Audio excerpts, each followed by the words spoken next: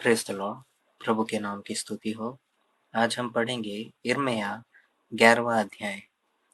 यहोवा का यह वचन यिर्मयाह के पास पहुंचा, इस वाचा के वचन सुनो और यहूदा के पुरुषों और यरूशलेम के रहने वालों से कहो, उनसे कहो, इज़राइल का परमेश्वर यहोवा यों कहता है, श्रापित है वह मनुष्य जो इस वाचा के वचन न माने, जिसे मैंने तुम्हारे पुरखाओं के साथ लोहे की भट्टी अर्थात मिस्र देश में से निकालने के समय यह कह के बांधी थी, मेरी सुनो और जितनी आज्ञाएं मैं तुम्हें देता हूँ उन सबों का पालन करो।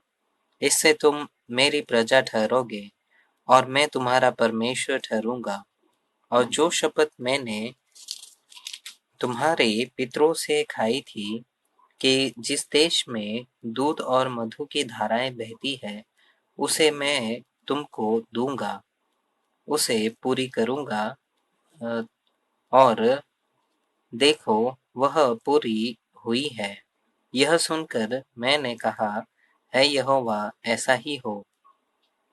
तब यहोवा ने मुझसे कहा, ये सब वचन यहूदा के नगरों और यरूशलेम की सड़कों में प्रचार करके कहा, इस वाचा के वचन सुनो और उसके अनुसार चलो, क्योंकि जिस समय से मैं तुम्हारे पुरखाओं को मिस्र देश से छुड़ा ले आया, तब से आज के दिन तक उनको दृढ़ता से चिताता आया हूँ। मेरी बात सुनो।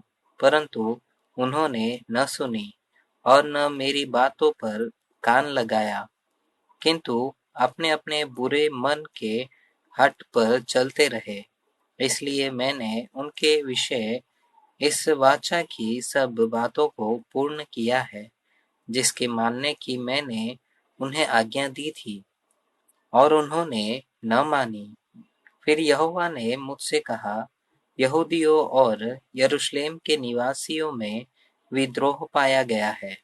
जैसे इनके पुरखा मेरे वचन सुनने से इनकार करते थे, वैसे ही ये भी उनके अधर्मों का अनुसरण करके दूसरे देवताओं के पीछे चलते और उनकी उपासना करते हैं। इज़राइल और यहूदा के घरानों ने उस वाचा को जो मैंने उनके पूर्वजों से बांधी थी, तोड़ दिया है। इसलिए यहोवा यूं कहता है, देख, मैं इन पर ऐसी विपत्ति डालने पर हूँ जिससे ये बच न सकेंगे, और चाहे ये मेरी दुहाई दे तो भी मैं इनकी न सुनूंगा।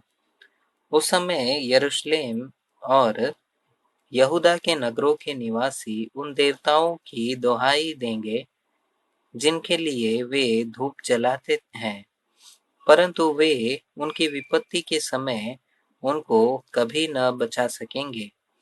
है यहूदा, जितने तेरे नगर हैं उतने ही तेरे देवता भी हैं, और यरूशलेम के निवासियों ने हर एक सड़क में उस लज्जापूर्ण बाल की वेदियां बना बना कर उसके लिए धूप जलाया है।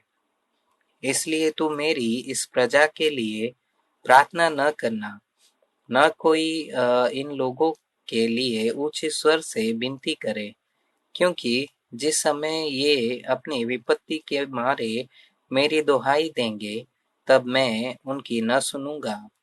मेरी प्रिया को मेरे घर में क्या काम है? उसने तो बहुतों के साथ कुकर्म किया और तेरी पवित्रता पूरी रीति से जाती रही थी। जब तू बुराई करती है तब प्रसन्न होती है। यहोवा ने तुझको हरी मनोहर सुंदर फूल वाली जलपाई तो कहा था, परंतु उसने बड़े हुल्लड़ के शब्द होते ही उसमें आग लगाई गई और उसकी डालियां तोड़ डाली गई। सेनाओं का यहोवा, जिसने तुझे लगाया, उसने तुझ पर विपत्ति डालने के लिए कहा है। इसका कारण इज़राइल और यहूदा के घरानों की यह बुराई है कि उन्होंने मुझे रीस दिलाने के लिए बाल के निमित्त धूप जलाया।